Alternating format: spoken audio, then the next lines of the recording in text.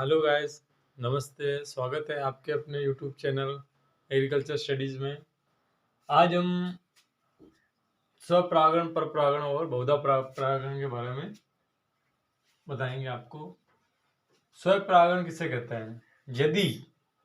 यदि किसी एक ही पौधे के एक ही पुष्प के पुंकेसर से नर परागण वर्तिकाग्र पर गिरते हैं और जो निषेचन होता है और इस निषेचन से जो फल प्राप्त होता है उसे हम स्वपरागण फल कहते हैं, यानी स्वपरागण कहते हैं। ठीक है।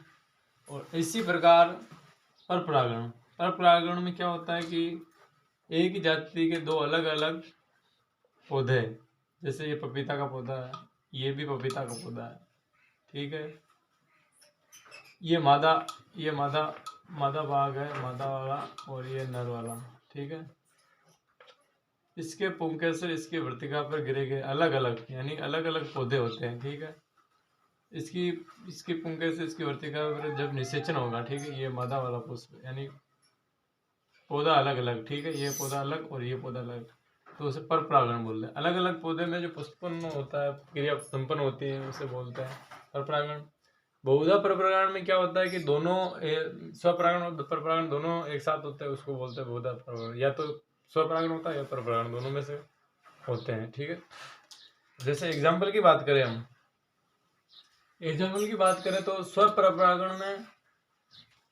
स्वपरागण के अंदर फल के अंदर केला और अंगूर, ये दोनों ऐसे फल है जिसके अंदर स्वपरागण होता है। ठीक है। और बाकी परपरागण में फलों के अंदर लगभग सभी फल परपरागित होते हैं। ठीक है। ये बात आपको ध्यान रखनी है। ठीक है। और इससे बाहर कोई भी एग्जाम्पल भी आपका लगभग बाहर नहीं जाएगा, बिल्कुल सब कुछ इसके अंदर ही है, इंक्लूड कर दिया मैंने। अब देखो, फलों के अंदर स्वपरागण में केला और अंगूर याद रखना। ठीक है। और सब्जियों के अंदर जो टमाटर, आलू और मटर, ये तीन ही ऐसे सब्जी है जिसके अंदर स्वपरागण पाया जाता है। ठीक है। और फसलों में गेहूं, जौ और धान, ये तीन ऐसी फसल है जिसके अंदर स्वपरागण पाया जाता है। ठीक है। और दालों के अंदर सभी दालें स्वपरागित होती है। ठीक है। सभी दालों में स्वपरागण पाया जाता है। अपवाद है अरहर एक ऐसी फसल है या ऐसी दलहनी फसल है जिसके अंदर बहुधा परपरागण पाया जाता है। ठीक है। ये सब कुछ मैंने ये आपको वर्गीकृत कर रखा हूँ, वर्गीकृत। ठीक है। अब परपरागण की बात करें। ठीक है। आपको बता दिया परपरागण किसे कहते हैं, यानी कि अलग अलग पौधे पर, ठीक है, जो निषेचन होता है, अलग अलग पौधे के पुष्पन से जो निषेचन होता है उसे परपरागण कहते हैं। ठीक है। सब्जियों के अंदर कद्दू वरी की सब्जियां हुई। ठीक है। और कद्दू वरी की सब्जियों के अलावा भी एक चीज मैं लिखना भूल गया, गोभी वरी की सब्जी है। जो गोभी वरी की सब्जियां होती है, ठीक है, जो गोभी वरी की सब्जियां और कद्दू वरी की सब्जियां, ये दोनों परपरागित फसलें हैं। ठीक है।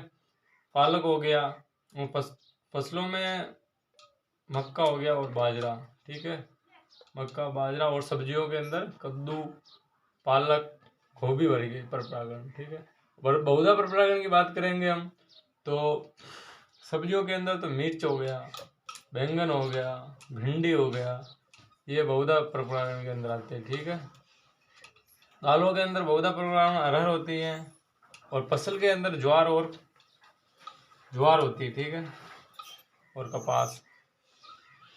ठीक है। मैं आशा करता हूँ कि लगभग आपको समझ में आ गया होगा। सब कुछ मैंने उदाहरण यहाँ नोट कर दिए, जिससे एक भी लगभग सभी उदाहरण मैंने लिख दिए। स्वपरागण, परपरागण और बहुधा परपरागण में इससे बाहर कोई भी नहीं आएगा। जेट एग्रीकल्चर सुपरवाइजर, जो एग्रीकल्चर डिपार्टमेंट में जो भी लगभग वैकेंसी निकलती है, होता है, इसके अंदर यही आएगा। ठीक है। धन्यवाद।